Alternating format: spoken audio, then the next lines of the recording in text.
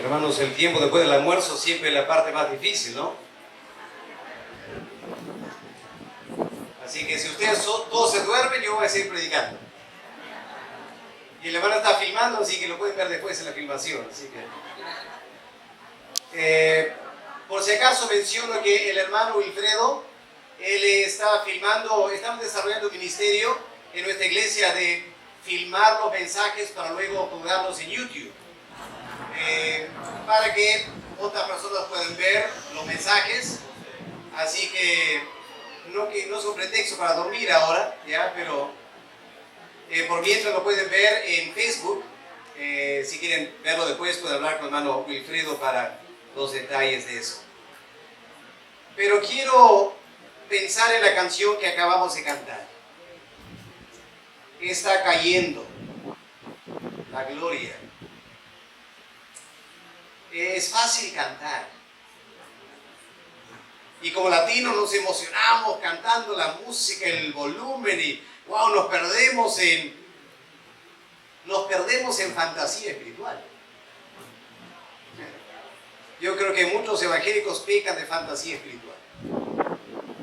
Cantan quebrántame y no están en serio, porque cuando Dios le piensa quebrantar no le gusta.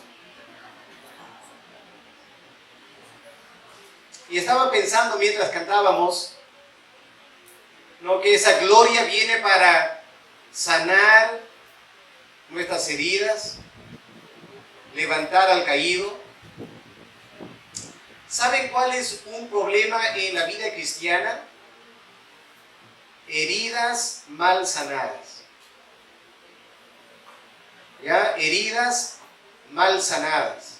Y aquí no estoy hablando de heridas del alma, no estoy hablando de eso. Estoy hablando de heridas que el pecado causa en nuestras vidas, que no estamos dejando sanar correctamente. Un hermano en nuestra iglesia sufría de diabetes. Y como ustedes saben, diabetes tiende a afectar las extremidades del cuerpo. Y un día el hermano encontró que en su dedo algo negro apareció. Era gangrena. Y una persona con diabetes, con gangrena en un dedo, ya es un alto riesgo. Lo que los médicos recomendaron era amputar el dedo. Él quería que sea curado nomás. Hoy ese hermano ha perdido ambas piernas por una herida mal curada. Él no quería ser drástico. Él quería una sanidad suave y terminó perdiendo ambas piernas.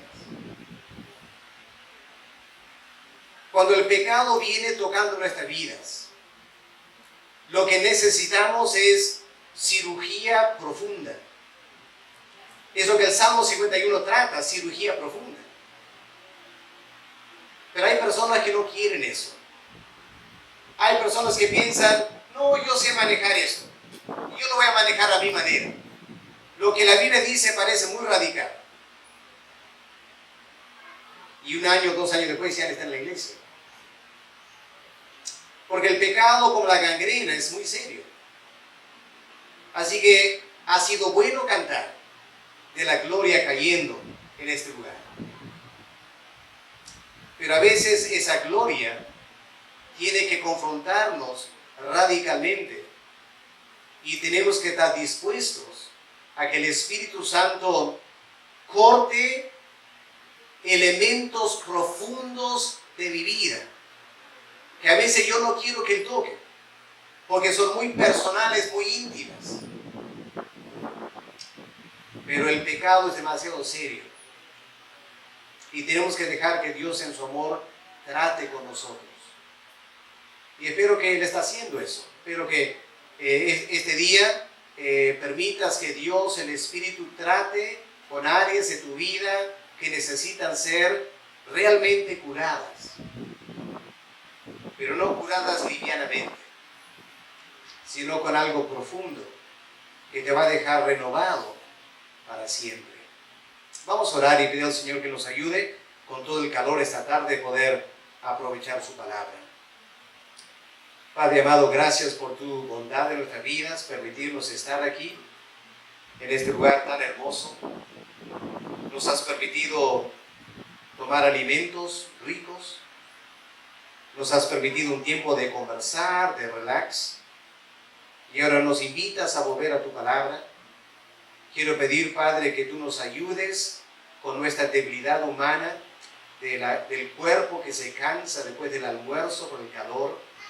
Y pido, Padre, que el Espíritu Santo nos ayude a prestar atención, para que lo que vamos a escuchar pueda ser de bendición para nosotros. En el nombre del Señor Jesús te lo pedimos. Amén. El tercer tema que el pastor José me pidió tratar con ustedes es la preparación para encontrarse con Dios. La preparación para encontrarse. Estamos pasando de los impedimentos, y una vez que hemos sacado los impedimentos, ahora podemos acercarnos a Dios, pero para acercarnos a Dios tenemos que prepararnos. Y aquí la palabra clave es reconocimiento. En los versículos 6 al 12, David está reconociendo ciertas cosas que son importantes para prepararse para volver a Dios. Vamos a leer versículos 6 al versículo 12 del Salmo 51. Y prestemos atención a las cosas que David reconoce en estos versículos. He aquí, tú amas la verdad en lo íntimo, y en lo secreto me has hecho comprender sabiduría. Purifícame con hisopo, y seré limpio. Lávame y seré más blanco que la nieve. Hazme oír gozo y alegría, y se recrearán los huesos que has abatido. Esconde tu rostro de mis pecados, y borra todas mis maldades. Crea en mí, oh Dios, un corazón limpio, y renueva un espíritu recto dentro de mí. No me eches de delante de ti, y no quites de mí tu Santo Espíritu. Vuélveme el gozo de tu salvación, y espíritu noble me sustente. Para acercarnos a Dios y tener un encuentro verdadero con Él, es muy importante prepararnos. Traigo la memoria ahora, Éxodo 19. ¿Se acuerdan cuando Israel estaba acampado al pie del monte Sinaí? Y la gloria de Dios estaba en el monte, estaba humeando, había terremotos y todo lo demás, y el pueblo estaba francamente espantado. Habían viajado de Egipto para encontrarse con Dios, y ahí estaba Dios. Y lo que tenían que hacer ahora era acercarse a Dios. Una cosa es pensar en Dios a la distancia de Egipto. Todo el mundo sale de Egipto emocionado, wow, vamos a ver a Dios. Pero esa emoción cambió un poquito cuando vieron la gloria de Dios. Esta tarde hemos cantado, está cayendo la gloria, ¿no? Y cantamos como si esto fuese lo magnífico, ¿no es cierto? Como si la gloria de Dios fueran fuegos artificiales. ¡Wow! ¡Qué lindo, qué bonito! Nos acercamos a ver. Hermanos, la gloria de Dios espanta al pecador. Y si no entiendes eso, no tienes la menor idea de quién Dios es. La gloria de Dios espanta al pecador.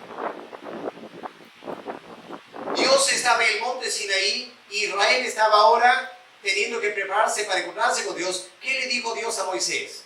Dile al pueblo que se prepare. ¿Cuántos días? 3 días.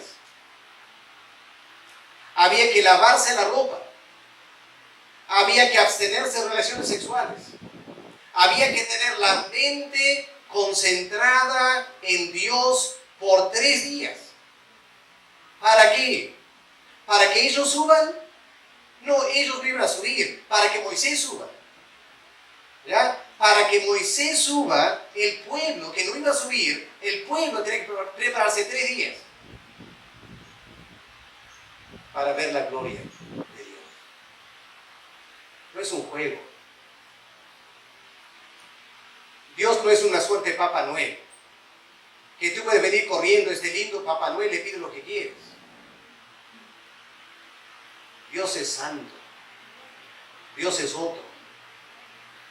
Hay que prepararnos espiritualmente para acercarnos a Dios. Y la verdad es la siguiente, lo que David está diciendo aquí es muy interesante. David está reconociendo algo muy importante, hermanos. ¿Saben? Lo que David está reconociendo es lo siguiente: nadie puede prepararse a sí mismo para encontrar a Dios. No lo puede hacer. Repito, nadie puede prepararse a sí mismo. Es Dios quien tiene que prepararnos. Por eso David dice, crea en mí un corazón limpio. Él no podía hacerlo. David, frente a su bancarrota espiritual, frente al terrible pecado que él había cometido, David ya no tiene confianza en sí mismo. No confía en sus buenas intenciones. No confía en lo que él conoce. Él dice, Señor, si yo he de acercarme a ti, tú tienes que prepararme. Yo no puedo. Yo no puedo. Nuestra naturaleza humana no nos permite acercarnos a Dios fácilmente. Ahora, la razón por la cual no podemos es lo que David dice en verso 6. Miren versículo 6. ¿Qué es lo que Dios dice en versículo 6? He aquí, tú amas la verdad.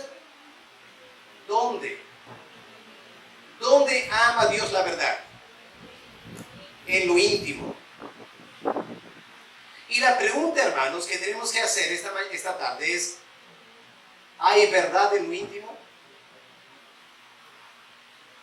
Yo sé que hay apariencia de verdad en lo externo, ¿no es cierto? Cantamos la verdad, leemos la verdad, oramos la verdad, labios para afuera somos lindos evangélicos, bien santitos, de labio para afuera. Pero adentro, en lo íntimo, hermanos queridos, la iglesia sería otra cosa, totalmente diferente. Si cada miembro de la iglesia en lo íntimo fuese verdadero. Sean honestos. Sean honestos. Ustedes me conocen como pastor, ¿no es cierto? Me escuchan a mí predicar adelante.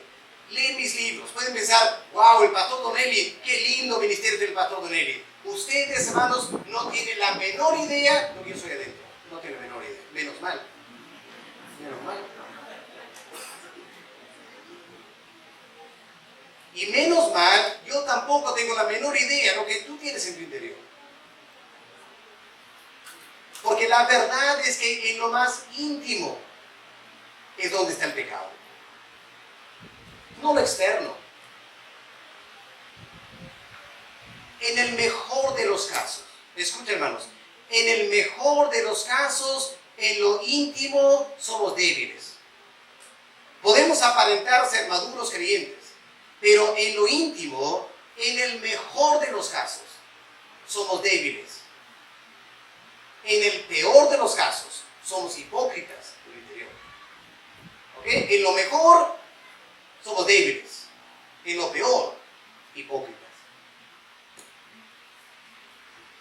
La persona que es débil en lo interior lo reconoce. El hipócrita es el que se engaña a sí mismo pensando que en lo interior está bien. Y por eso David dice aquí, el problema que yo tengo, dice David, el problema es que tú amas la verdad en lo íntimo. Y lo que yo acabo de hacer, dice David, al acostarme con Betsabé y al matar a Urías, yo he revelado a mí mismo que en lo íntimo no hay verdad. En lo íntimo hay suciedad. ¿Y cómo puedo acercarme a Dios así? Dios es santo y no puedo acercarme a Dios con basura en mi interior. Así que en este momento, con esa congoja espiritual, David le dice a Dios ciertas cosas. Él reconoce su necesidad y le dice a Dios 4 cosas importantes. Vamos a ver cuáles son las 4 cosas que David le dice a Dios en este momento. Número 1, David le dice, no mires mi pecado. No mires mi pecado. Versículo 4, esconde tu rostro de mis pecados. Qué tremenda oración, ¿no es cierto? ¿Alguna vez le has dicho eso a Dios? ¿Alguna vez le has dicho a Dios, Señor, tapa tus ojos y no mires mi pecado? Ahora, recuerda quién está hablando aquí. El que está hablando es la persona que ya pidió perdón. Es la persona que ya se ha reconciliado con Dios. Y a pesar de ello, le dice a Dios, no mires mi pecado. Ahora, cuando vamos a la Biblia y hacemos la pregunta, ¿qué hace Dios cuando cometemos pecado? La respuesta es bastante clara. Vamos a mirar en Deuteronomio capítulo 31 para ver qué es lo que Dios hace cuando nosotros cometemos pecado. Deuteronomio 31, versículos 17 y 18. Escuchemos lo que dice Dios a través de Moisés. Está diciendo en versículo 17 del capítulo 31 de Deuteronomio. Hablando del pecado de Israel, Dios dice, y se encenderá mi furor contra él en aquel día, y los abandonaré. Esconderé de ellos mi rostro. ¿Ya? Cuando mi pueblo comete pecado, voy a esconder de ellos mi rostro y serán consumidos. Verso 18. Pero ciertamente yo esconderé mi rostro en aquel día por todo el mal que ellos habrán hecho. Dios esconde su rostro frente a nuestros pecados. Miren también capítulo 32, Deuteronomio 32 y el versículo 20. En versículo 20 Dios dice, esconderé de ellos mi rostro y veré cuál será su fin. Esconderé mi rostro. Como diciendo, no voy a dejar que ellos me busquen cuando están en pecado. Me van a buscar, pero yo me voy a esconder. Voy a tapar mi rostro para que no me encuentren. Es por eso, hermanos, es por eso que a veces pasamos tiempo buscando a Dios y no lo encontramos. Y la razón a veces por la cual no encontramos a Dios es porque estamos queriendo acercarnos a Él con pecado. Y Dios no lo va a permitir. Y tú puedes leer la Biblia lo que quieras, y tú puedes orar lo que quieras, y puedes ayunar y hacer vigilia. Pero jamás vas a encontrar a Dios con pecado. Recuerdo una vez en una iglesia hace muchos años, no de la alianza, con otra iglesia estaba trabajando. Tuvimos una asamblea. Una de esas asambleas bien peleadas, donde los miembros se dijeron todas sus verdades el uno al otro unas 5 horas, toda la tarde. Y al fin, yo era recién llegado de Inglaterra y yo estaba asustado viendo todo esto, ¿no? Y eso de las 6 dijeron, bueno, hermanos, hay que terminar porque el culto empieza a las 6:30. Y yo pedí la palabra y dije, hermanos, ¿están en serio? ¿Que van a tener un culto ahora? ¿Cómo van a tener un culto? Se acaban de insultar, ofender por 4 o 5 horas. ¿Y van a tener un culto ahora? ¿Qué piensa que Dios le va a escuchar? No entendieron. Este misionero recién llegado no sabe nada aquí. Es como si nada, ¿no es cierto? Ahí estaban cantando himnos al Señor. Para mí una pérdida de tiempo. Era por respeto a ellos que yo fui. Si yo hubiera hecho lo que yo quería, hubiera quedado en mi casa. Una pérdida de tiempo. Si estamos en pecado, Dios no te va a escuchar. Puedes ayunar, hacer vigilia, lo que quieras. Jamás te vas a encontrar con Dios si hay pecado en tu vida. Yo esconderé mi rostro de ellos, dice Dios. ¿No hay pecado? Ahora, hay otras razones por las que Dios a veces esconde su rostro, a veces para probarnos. Así que no siempre es pecado, pero a veces lo es. Y hay que ser honestos con nosotros mismos. Pero eso, David no está hablando de eso aquí. David no está diciendo que Dios esconde su rostro de él cuando está en pecado. Lo que David está diciendo es casi al revés. Lo que David está pidiendo a Dios es: esconde tu rostro. No es una queja. No está diciendo: ay Señor, yo no quiero que escondas tu rostro. David está pidiendo a Dios: esconde tu rostro. No de mí, sino de mi pecado. Pero la persona que está pidiendo eso es una persona que ya confesó su pecado, ya reconoció su pecado, pero se siente tan mal por el pecado que ha cometido, que aunque Dios ya lo ha perdonado, aún así Él dice: esconde tu rostro de mi pecado. ¿Por qué lo dice? ¿Qué le llevó a David decir esto? Esconde, Señor, tu rostro de mi pecado. En primer lugar, por vergüenza. David sintió una tremenda vergüenza de lo que él había hecho, y David pensó: jamás podré hablar con Dios otra vez. ¿Cómo puedo acercarme a Dios? Está bien, Dios me ha perdonado. Está bien, Dios no lo toma en contra de mí. Pero yo me acuerdo. Yo me acuerdo lo que yo he hecho. Y francamente, dice David, me da vergüenza buscar a Dios.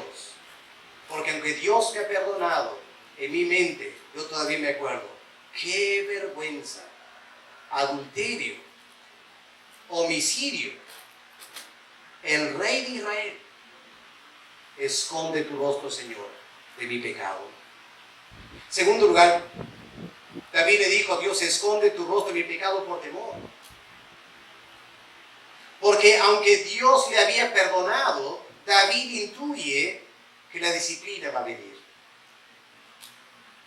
Dios le había perdonado, pero David tenía que ser disciplinado. Y con cierto temor de esa disciplina, David dice: esconde tu rostro de mi pecado. Pero más que nada creo, David lo dice por respeto a Dios. David sabe que Dios es un Dios que no tolera el pecado. David quiere acercarse al Señor, quiere que el Señor se acerque a él, pero David piensa: pero Dios es tan santo, ¿cómo puede Dios acercarse a mí con estos pecados tan frescos que yo he cometido? Y por respeto a Dios, como diciendo: mira, Señor, la única manera que tú, siendo santo, podrías acercarte a mí es si tú escondes tu rostro de mi pecado. Por respeto a Dios, David le dice. Así que esta tarde, aquí va una primera pregunta, ¿no es cierto? ¿Será que nosotros tenemos que pedirle a Dios lo mismo?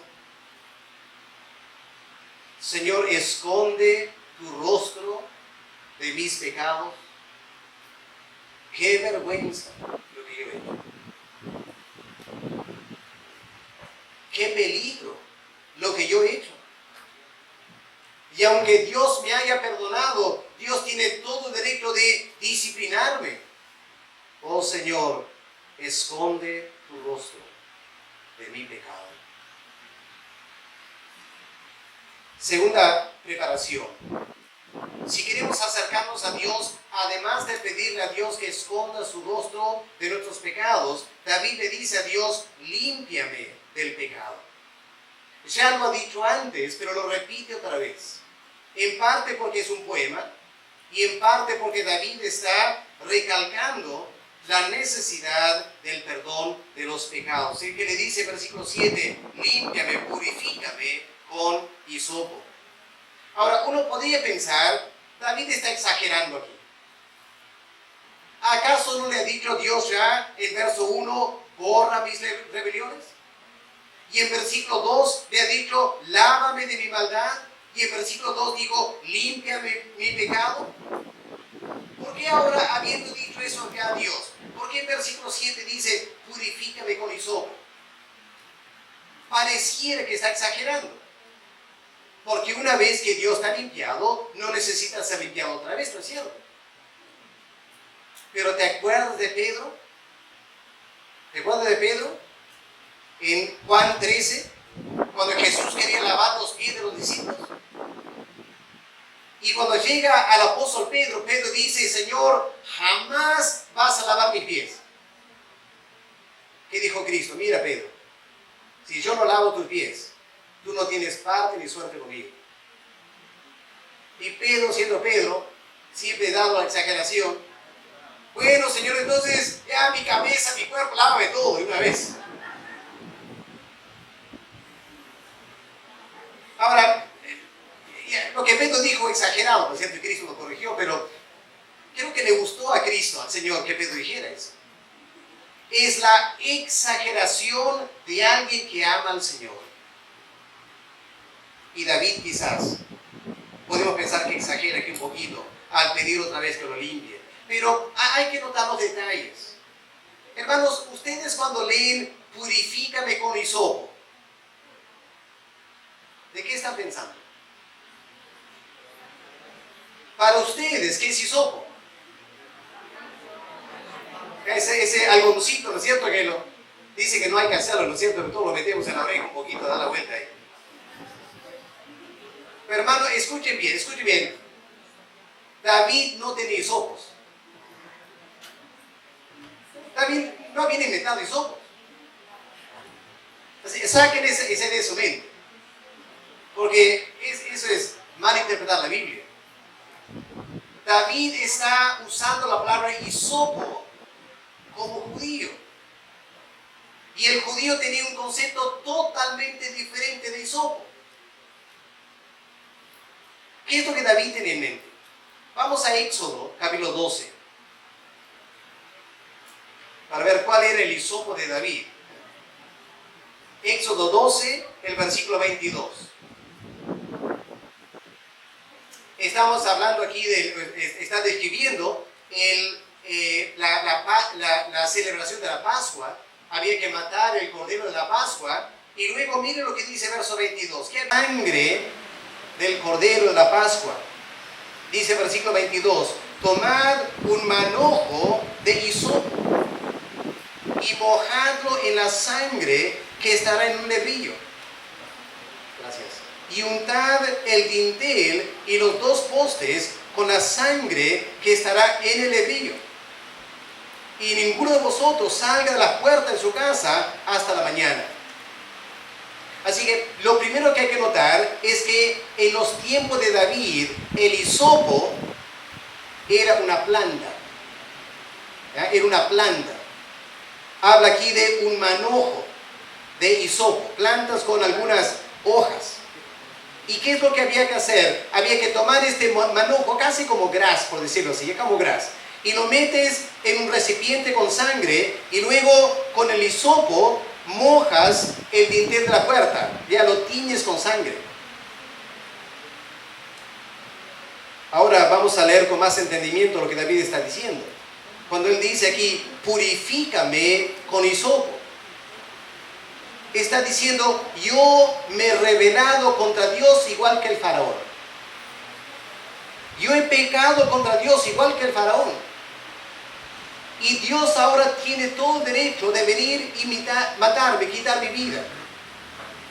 ¿Qué es lo que yo necesito? Yo necesito la protección de la sangre. Necesito la limpieza de la sangre. Y él dice, límpiame, purifícame con hisopo.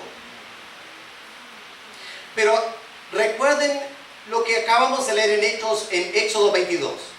¿Quién era el responsable por tomar el manojo de hisopo y colocar la sangre del dintel? ¿Quién lo hacía? ¿Se acuerdan? ¿Era el sacerdote? No, el dueño de la casa, ¿no es cierto? El dueño de la casa lo hacía. Y aquí David, ¿a quién está hablando? Está hablando a Dios, ¿no es cierto? Está diciendo, Señor, tú eres el dueño de mi casa. Tú eres el dueño de mi vida. Así que tú límpiame con hisopo. No lo voy a hacer yo, porque yo no soy dueño de mi casa. Tú eres el dueño. O sea, David es un hombre quebrantado, un hombre que se da cuenta, se ha equivocado tanto en la vida. Y ahora está pidiendo a Dios que Dios sea el dueño de su corazón y que Dios mismo purifique con hisopo su corazón para ser limpio. Y luego David dice también, la segunda parte del versículo 7 del Salmo 51, lávame y seré más blanco que la nieve. Me puse a estudiar este verbo lávame en hebreo y me di con la sorpresa que este verbo traducido lávame realmente significa pisotear. ¿Y pisotear qué tiene que ver con lavar? ¿Alguna vez, bueno, de repente aquí en Pucallpa lo hacen también, pero yo lo he visto más en la sierra, cuando hay que lavar las frazadas? ¿Cómo lavan las frazadas? Lo pisan, ¿no es cierto? Ya, porque ¿qué va a estar ahí con tu mano lavando la frazada? Lo pones en una gran batea, un poco de ace, deja remojar y luego con tus pies bien limpiecitos, ¿no? Hay que limpiar tu pie primero. Y empieza a pisotear esta tremenda frazada. Y poco a poco vas pisoteando hasta que la frazada queda limpia. Este es el cuadro aquí. Señor, lávame. Y si es necesario, pisotea duro mi corazón. Pero déjame limpio de tanto pecado que yo tengo en mi vida. Y luego dice, borra mis maldades. En otras palabras, hermanos, lo que David está pidiendo aquí es una limpieza total. Lo primero que David reconoce es la necesidad de integridad total. Integridad. Ahora David reconoce otra necesidad. Ahora la necesidad de limpieza total. Hermano querido, permítame preguntarte, ¿te interesa eso? ¿Te interesa una limpieza total? ¿O estás contento con una limpieza superficial? Una limpieza superficial es cuando cometes un pecado y piensas, uy, pequé otra vez. Señor, perdona mis pecados. Muchas gracias. Amén.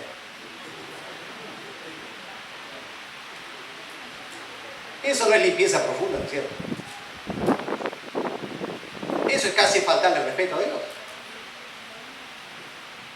Limpieza total empieza con quebranto por tus pecados. Aunque no derrames lágrimas para afuera, debe haber lágrimas para adentro.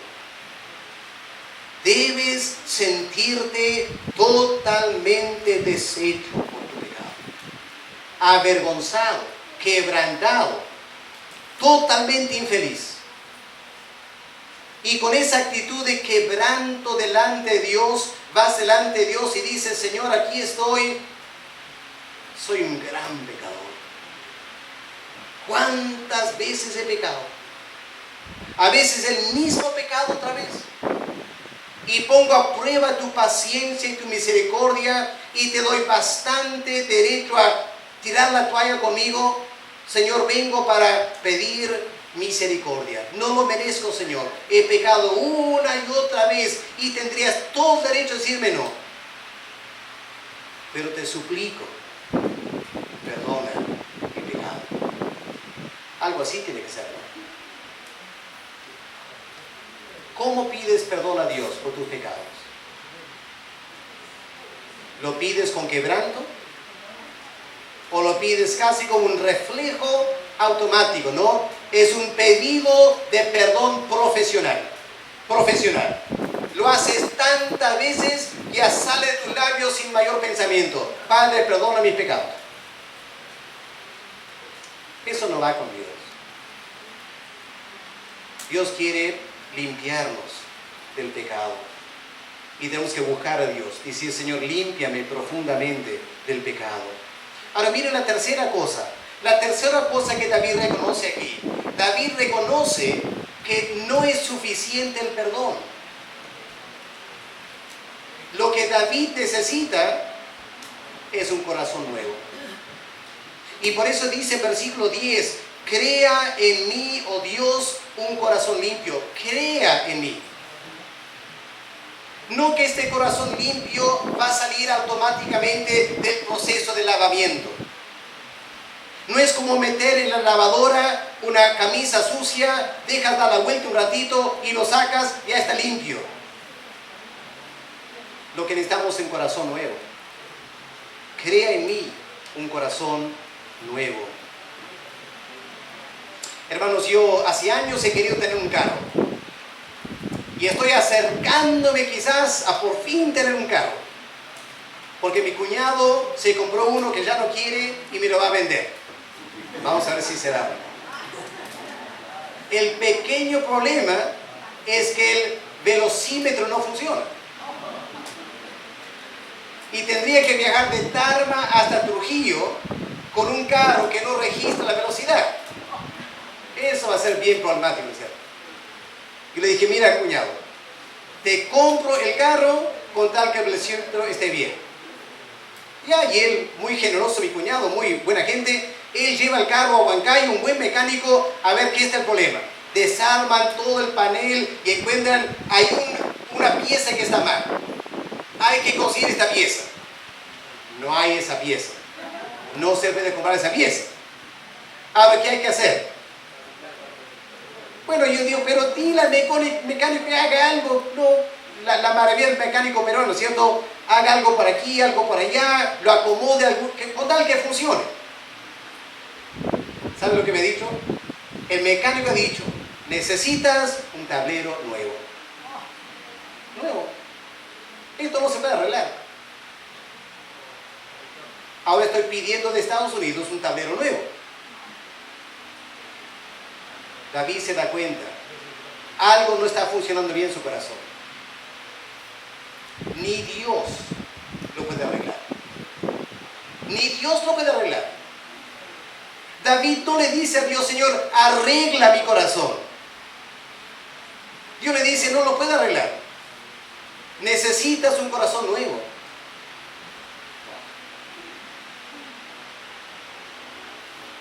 Tenemos que reconocer eso, ¿no? Nuestra naturaleza pecaminosa es tal que Dios no lo puede arreglar. Dios tiene que darnos un corazón nuevo. Y hay personas en la iglesia, escuchen bien, hermanos, yo estoy convencido, hay personas en la iglesia que no tienen todavía un corazón nuevo. Están queriendo trabajar con un corazón arreglado y no funciona. No funciona. Tendrás tus días que todo marcha bien y luego una semana que todo marcha mal. Y luego otros días que la cosa marcha bien y luego marcha mal. Lo que necesitas no es que Dios arregle el corazón. Lo que necesitas es que Dios tiene que manufacturar algo nuevo. Crear uno nuevo. Y el verbo que David usa aquí, cuando David dice, crea en mí un corazón nuevo, el verbo aquí que David usa es el verbo que significa crear de la nada.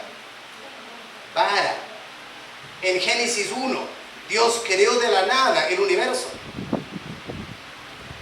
Y David está diciendo, mira Señor, mi caso, dice David, mi caso es tan serio que no hay nada en mí que tú puedas usar para arreglar. Tienes que crear de la nada tu corazón. Crea en mí un corazón nuevo. Ahora, lo que Él quiere es un corazón limpio, ¿no es cierto? Él quiere un corazón limpio. Él quiere también un espíritu recto. Lo que Él está pidiendo a Dios aquí, en versículo 10. Renueva un espíritu recto dentro de mí. Y hermanos, esta tarde, yo les invito a reflexionar. ¿Cuál es la verdadera condición de tu corazón? ¿Alguna vez has recibido un corazón nuevo? Quizás dirá, pero pastor, aquí somos siervos líderes en la iglesia. Bueno, yo conozco más que un pastor que se convirtió siendo pastor. Así que no hay ninguna garantía de que tú, estando en un ministerio, eres un verdadero creyente. La pregunta es, ¿en qué momento Dios te dio un corazón nuevo? ¿Tú sabes? Porque cuando tú recibes un corazón nuevo, tú sabes que es un corazón nuevo. Una persona que tiene un corazón que marcha mal, ¿ya? No puede caminar mucho, se agita, le amenaza con un infarto y todo lo demás. Es pésima la vida de un corazón, una persona con un corazón defectuoso. Pero si tú le haces una operación y le das un corazón nuevo, esa persona se da cuenta o no se da cuenta del cambio.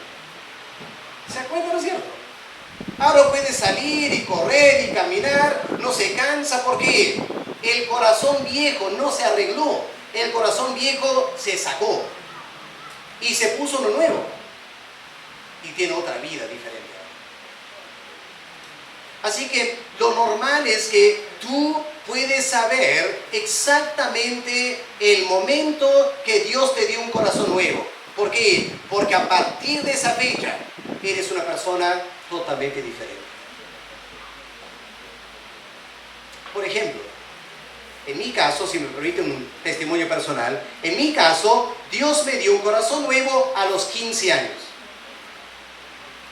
Podrán decir, qué lindo, pastor, jovencito, ya conoció al Señor. Bueno, 15 años es más que suficiente para cometer una cantidad de tonterías. Y yo había hecho muchas tonterías. Era haragán en el colegio. No me gustaba estudiar. ¿Saben lo que yo hacía? Lunes y martes en la tarde. Yo tenía mis 13 añitos, mi confesión ahora, ¿ya? Momento de confesión del pastor. Estaba en Escocia. Recién llegado de Uruguay a Escocia. 13 añitos. Miren mi agenda del colegio. Lunes en la tarde, 2 a 3 y media, matemática. Wow, 2 de la tarde, 3 y media, matemática. Martes en la tarde, 2 a 3 y media, más matemática. Uy, bueno, dije, Señor, no era creyente. Digo, ¿qué voy a hacer ahora? ¿Cómo soporto toda la tarde, lunes y martes? Ya me di con una buena idea. Yendo al colegio, me compré medio kilo de cebada. Medio kilo de cebada. Agarré el lapicero, saqué la tinta. ¿No? Quiero la tinta y dejé el plástico excelente para disparar cebada. Yo me sentaba atrás, disparaba cebada a todo el mundo. Fastidiando la chica, todo lo demás, mate de risa. El profesor me sacaba, me castigaba con la cintura y el cinturón y todo lo demás. Terrible mi vida. Qué vergüenza para mis padres, ¿ya? Hijo misionero. Jalado en los cursos, era un desastre. La verdad, hermanos, a los 15 años yo terminé la comisaría. La cosa seria. Había estado tirando piedras en un edificio, rompiendo ventanas, la policía me agarra. En la comisaría, un domingo en la noche, yendo a la iglesia. Así era mi vida desordenada. Pues yo digo, a los 15 años más que suficiente para hacer tontería y medio.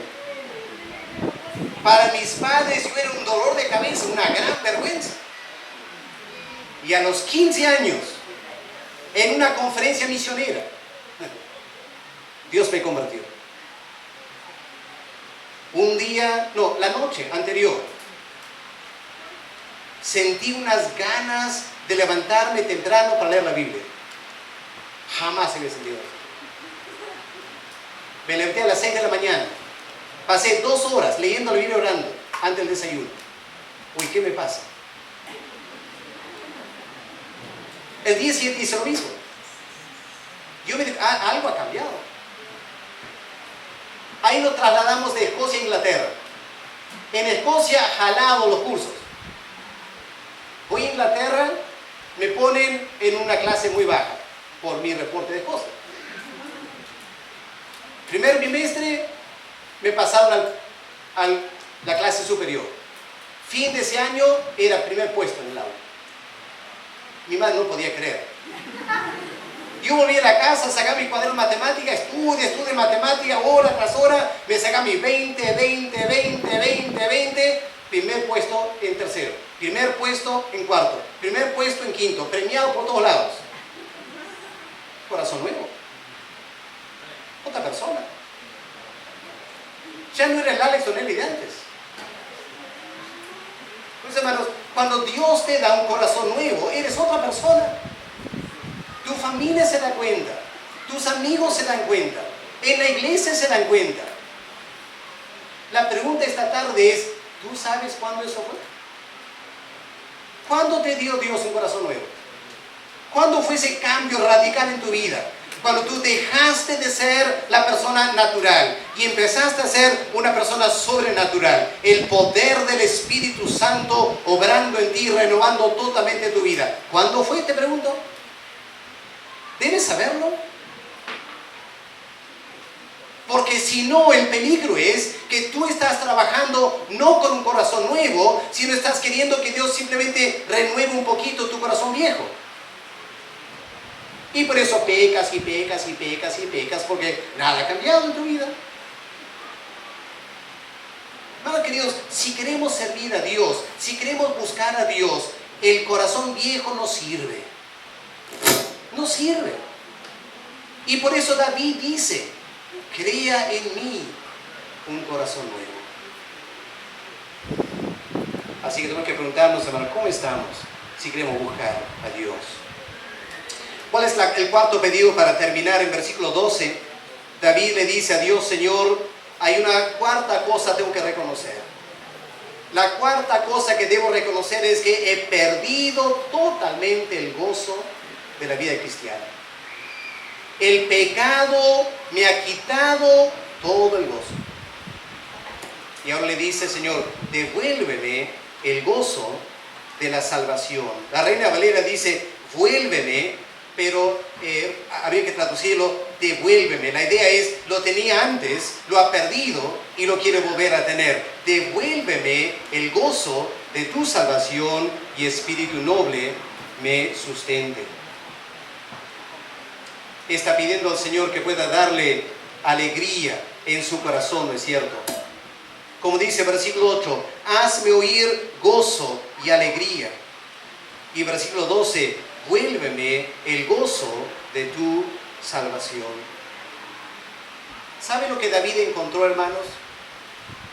David encontró que aunque Satanás le ofreció alegría acostándose con Betsabé, esa alegría no duró más que por lo mucho 1 hora.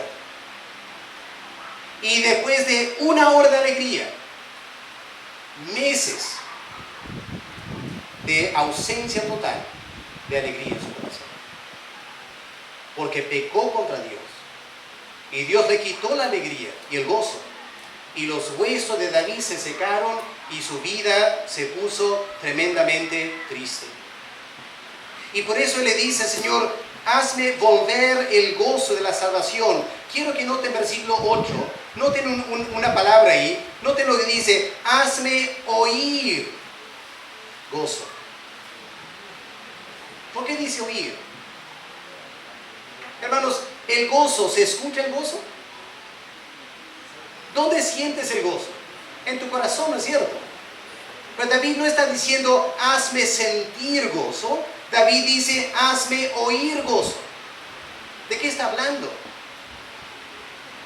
está diciendo, Señor, hazme oír la promesa del perdón de los pecados. Hazme oír el Evangelio, las buenas noticias de que tú me has perdonado y que me he reconciliado contigo. Hazme escuchar esa promesa de restauración espiritual. David está queriendo escuchar de Dios promesas relacionadas con el perdón de los pecados y la restauración espiritual. Porque el gozo viene por el oír. Al igual que la fe viene por el oír. El gozo viene por el oír. Tienes que escuchar algo. Ese algo que tienes que escuchar es el Evangelio.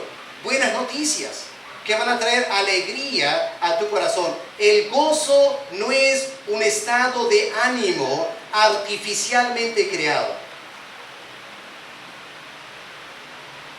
Nos equivocamos a veces en la iglesia cuando pensamos que la música va a traer gozo al corazón de alguien.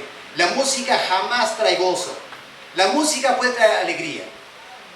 La música puede traer un espíritu de euforia.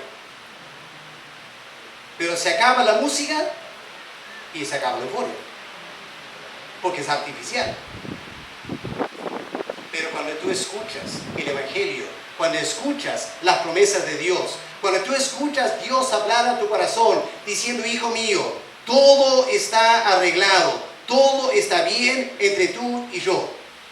Uy, tu corazón estalla de gozo. Por eso dice, Señor, hazme oír gozo y alegría. Y luego dice, vuélveme el gozo de tu salvación. Pero tengo que terminar notando lo siguiente. Aunque David le pidió a Dios, devuélveme el gozo de la salvación, Dios, escuchen bien, Dios no le contestó inmediatamente. Repito, Dios no le contestó inmediatamente. ¿Por qué no? Porque el hijo que fue concebido se enfermó. El hijo de Betsabé se enfermó. Y David se puso a ayunar, a clamar a Dios, rehusaba cualquier alegría, se puso tremendamente triste. Aunque le pidió a Dios gozo, Dios no le dio gozo primero, le dio mucha tristeza. Y su hijo muere. Y ahora David, ¿cómo le consuela a Betsabé? ¿Cómo un esposo consuela a la esposa por un hijo que murió por pecado? Por pecado del esposo. ¿Cómo le consuela a la esposa ahora? David se la pasó muy difícil.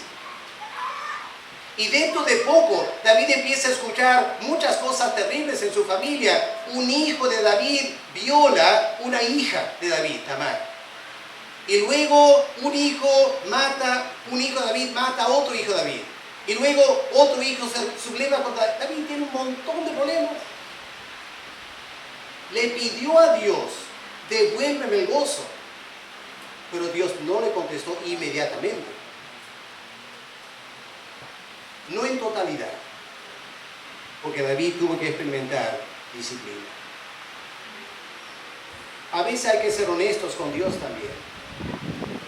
Yo sé que todos queremos gozo y alegría, pero hay pecados que Dios tiene que disciplinar. Y mientras dura la disciplina, no es nada placentero.